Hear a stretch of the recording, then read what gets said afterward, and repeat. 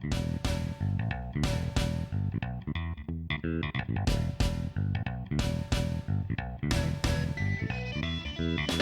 to Sweethearts or Rivals. I'm Charla. I'm Justin. What are we doing today? We're going to do a top list. A top 3 list. Yeah. Top 3 games that were new to us in 2016 that were disappointing or underwhelming in some way. Right. So not all the 3 games on my list are from 2016. Right. All right, so what's your number 3? Ooh, I get to go first. My number 3 is Murano. Murano? I know. No. Yeah. It's kind of sad. Because that was like a grail game. I know. For some time. We had such high expectations. Yep. So what were the things that made you sad about Murano? The whole building of the town in the center of the board is amazing and I love it. Mm-hmm. But the differences between the fishing and the lace having such different mechanisms for everything you're doing made it overly complicated. So I enjoyed building the city, and then when it was time to, I just put that cube out so I get to take this action now. And it's like, let's get this over with so I can get back to the fun. Right. Yeah. So that was disappointing. Honestly, it just needed to be a little less complicated. It does seem like there's a whole lot thrown into that game. Yeah. Yeah. Almost if there had been instead of, because there's 6 colors of blocks, but 2 colors are for one action. So there's 3 actions. But each of those 3 actions has so many complications to it. If there had been 6 different actions that were all very easy and straightforward, that would have been better. Interesting. Yeah. Yeah. What's your number 3? My number 3 is Carrion. Ooh, yeah. That almost made my list. Did it? Yeah. I have to say one little thing, because I might be wrong about my impression, but we've only played it the one time. Yes, and only the base game. So it needs more plays for sure, but I found the base game, the very first play, so overwhelmingly complex. Yes. That I really feel like I have to be in a super awake and smart state of mind to play it. Yeah. And it's not even so much that I want to do this one action, that was really complicated. It's just I need to get enough stuff to put this trick on, and so there's all these steps to do just to do that. I can't go to the store and buy stuff. I have to go to the store and order stuff for next turn. Right. Just too much. Yeah, that was the issue. And that was just the base game. Yeah. And there was just way too many things going on. Yep. Now, I'm not saying it's a bad game. I'm Nope. just saying I really need way more experience. But the theme really drew me in. Yeah, the theme is awesome. And the expectations I had of the game, it was just didn't meet my expectations at all. Yeah. So that's why it's on the list. So we need more plays, and we definitely need to try the full game. Okay. You just scared me a little bit there. I'm not ready for that, but... At a later date. Right. There we go. Nice. My number 2. Town Center. Yes. That almost made my list, too. Yeah. Very, very neat. It looks very simplistic, almost abstractish. But remembering all the different interaction rules between the different colors, both during the game and for end game scoring, is a little too much. It's complicated. Yeah. I mean, if you played that game, you probably have to play it 6 times, I think. At least. Yeah. To get all of that down straight. Yeah. And I have. Because you can play it solo online at a couple of different board game sites. Yeah. So I sat down and was like, okay, I need to nail these rules down. And I played it over and over and over and over again. And even when I got to the point where I could remember all the rules, it didn't make it any more enjoyable. Oh, that's too bad. Yeah. So that was disappointing because the idea was very neat. And the 3D aspect of building up was very neat. It looks super cool. Yeah. I have a picture on our Instagram, and the sun was coming in the window, and the shadows, it was...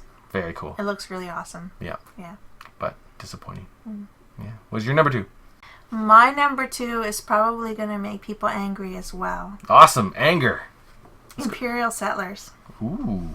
Ouch. We just bought expansion for that, too. I know. It's just... I don't know. I find the game hard, actually. Yeah. There's a lot going... There's a lot of... It's mainly just cards. Yeah. Which I often have a hard time with games that are a lot of text on a lot of different cards. True. And trying to coordinate and synergize. Mm-hmm. It's not a strength of mine. Yeah. I don't know why I didn't think that that's what the main focus of the game was going to be. But it had such cute little meeples and the apples and the little pink people and the little swords and yeah. Swords, yeah. Right. I just didn't think it was going to be so cardy. Yeah. And that's all it is the whole game is in the cards. Yeah. And a lot of the game is finding the right synergies of cards with your faction's playstyle to create an engine for points. Right. And I'm not good at that. Yeah. So I'm just not sure why I didn't realize that was what the game was about. Gotcha. So that's why it was a little underwhelming for me. Interesting. I guess we're not going to pick up that Aztec expansion then. I have to learn how to play it better. We'll play it some more. Oh, yeah. Yeah, because you really like that game. I do. Yeah. Yeah. Because I pick out those cards and like, ooh, that'll work with this and this to do exactly what I want it to do. And I find that very exciting. I find it difficult. So it's like an hour of like, I don't know what I'm doing. I'm just going to play this. Does that work? No. Okay, I don't know what I'm doing. I'm just going to play this. Is that going to work? Not really. Okay. What am I going to do now? Should I get more cards or should I do this? I don't know. Yeah, so it's like that. So if we played it a whole lot more and you invested a ton of time and got used to all the cards, I would probably have a lot more fun. Then you could go into it with a strategy of, if I can get this couple of cards or this couple of cards or this couple of cards, maybe, they'll work well together. Maybe if I just did a little research too on the different factions, if they said, what's one? The Romans? Yep. So the Romans play like this and you should focus on this. Yeah. Maybe I just need a few hints. Maybe. And then I could have my focus and know which direction to go off into. Yeah. But also it's another asymmetrical game because all the factions play differently. Yes. So, yeah. There's just a lot to learn. And then there's always you need to make sure you get certain cards, but you have no idea what cards are coming out. So going into it with, if I need to get these 3 cards to make this synergy, the chances of that happening could be pretty slim. True. Yeah. It's interesting. And that's why I enjoy it, because I don't know anything about any of the cards. And so I just like, oh, well, if I took that card, I could do this, this, and this. Ooh. And then I do it. Right. And I find that very satisfying. Right. Yeah. It hasn't happened for me yet. There we go. All right. So, my number 1? Among the Stars. Which I'm going to say right now is probably your number 1 too. We managed to get Among the Stars with some expansions together. And because we just kept hearing about this Among the Stars. How amazing it was. Yeah.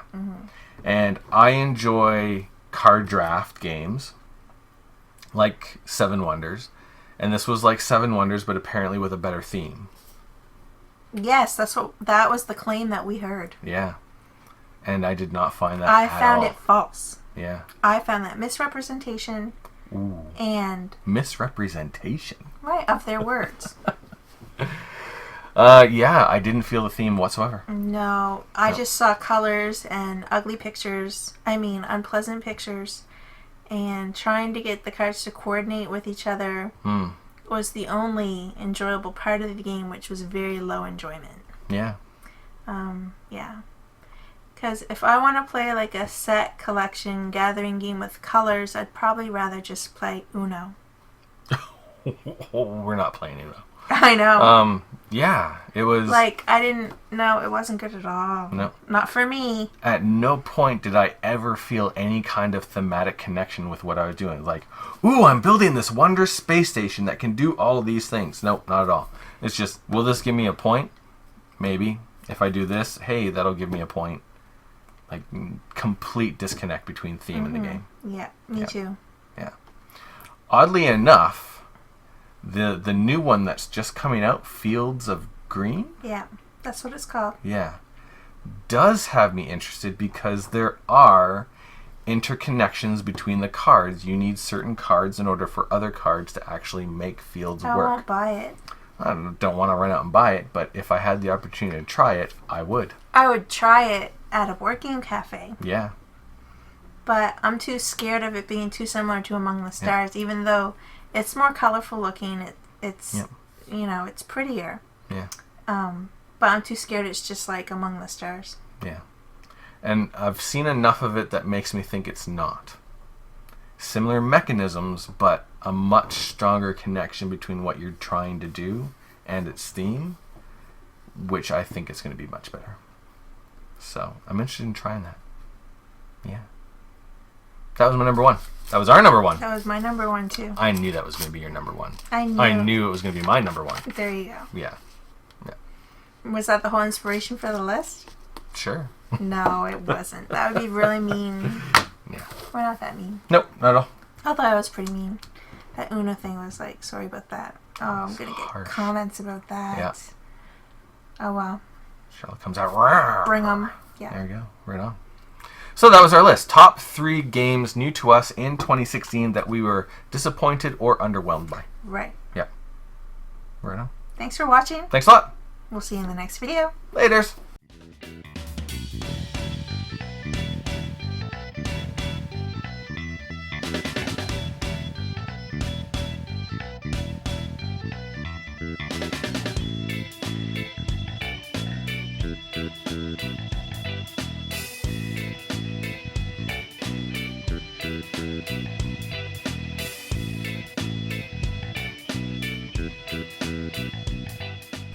They come back.